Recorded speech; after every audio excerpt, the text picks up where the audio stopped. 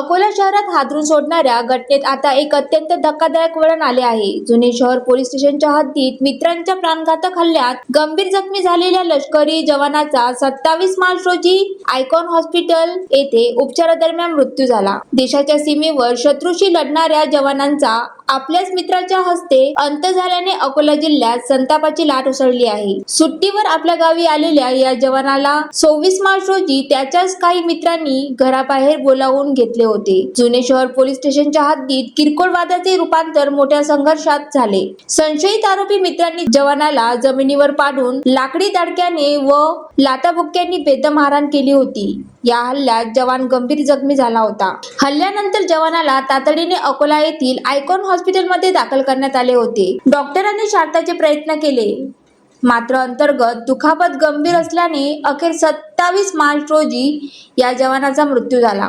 जवानाच्या मृत्यूच्या बातमीने त्याच्या कुटुंबावर दुःखाचा डोंगर कोसळला आहे। या घटनेनंतर जुने शहर पोलिसांनी तत्परता दाखवत तिन्ही आरोपींना आधीच ताब्यात घेतले होते। मात्र आता जवानाचा मृत्यू झाल्यामुळे या प्रकरणात हत्येचे कलम 302 किंवा सदोष मनुष्यवधाचे कलम वाढवण्याची शक्यता आहे। पोलीस आता या प्रकरणाचा अधिक सखोल तपास करत असून या हत्येमागचे नेमके कारण काय होते याचा शोध घेत आहेत। ज्वालादीप न्यूज करिता मनीष राऊत, अकोला।